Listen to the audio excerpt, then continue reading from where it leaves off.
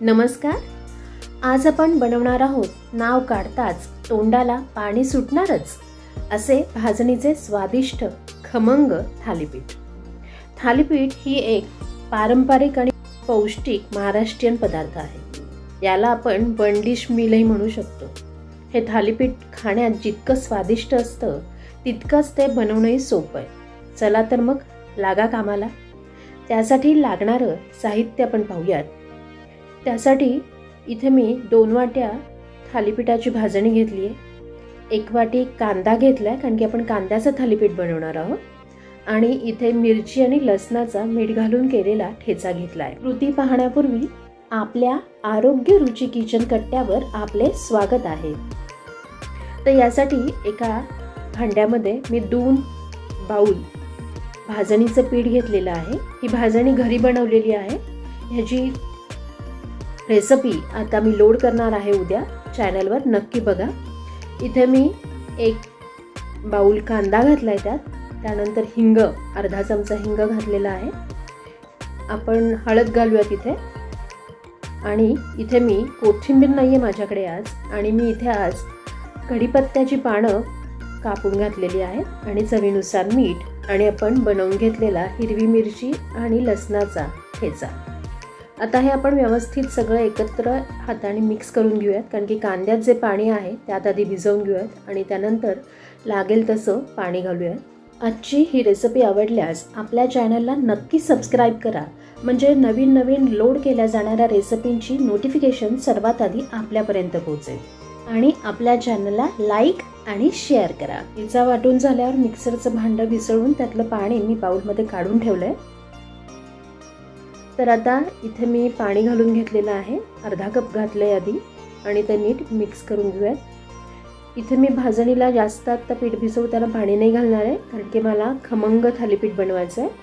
आपल्याला जर मऊ थालीपीठ बनवायचं असेल आणि आवडत असेल मऊ तर आपण थोडंसं पाणी जास्त वापरू शकता. इथे मी पुन्हा लागेल तसं पाणी वापरणार आहे.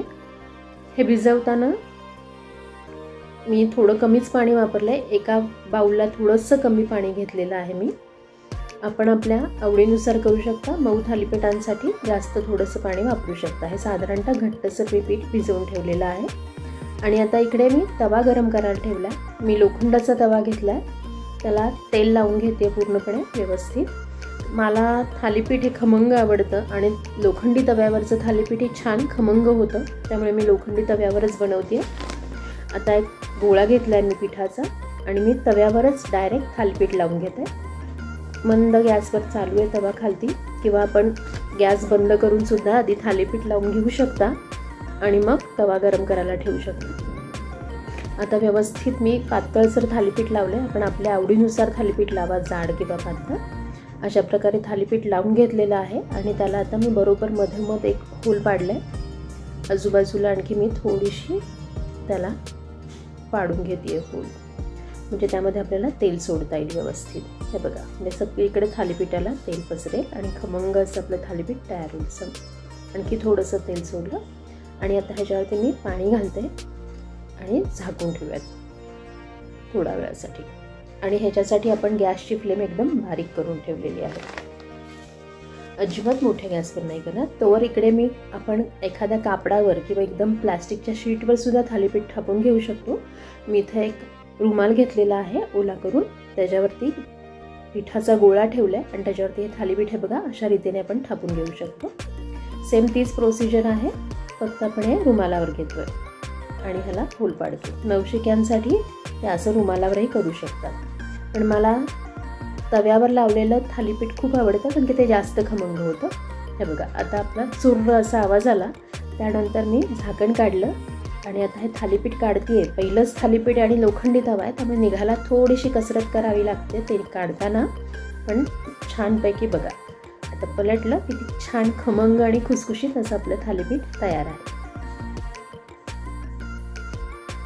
ह्याला दुसऱ्या बाजूने पण आपण छान शेकून घेऊयात. पुन्हा थोडंसं वरनं तेल लावते आणि दोन्ही बाजूने व्यवस्थित आपण ते शेकून घेऊयात. हे बघा, दुसऱ्या बाजूने खूप छान ते भाजलं गेलेलं आहे आणि आपलं हे थालीपीठ खाण्यासाठी तयार आहे.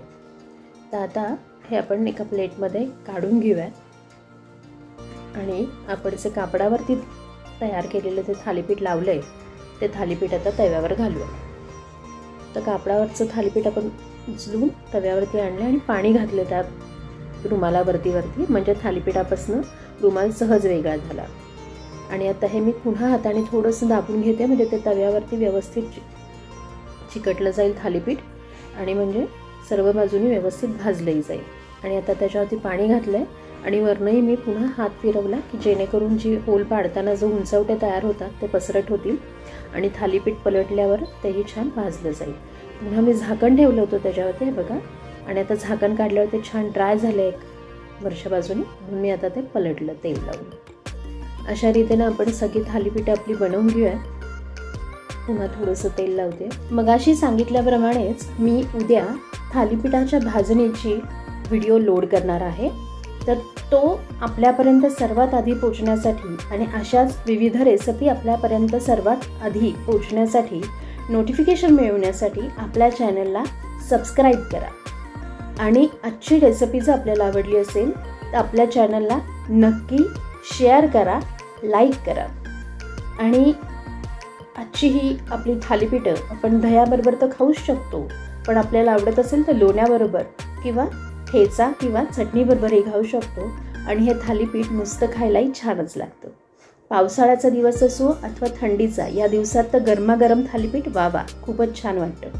तर पुन्हा भेटूया अशा छान खमंग रेसिपींसह. तोवर आनंदी राहा, आरोग्यदायी आणि रुचकर खा. नमस्कार.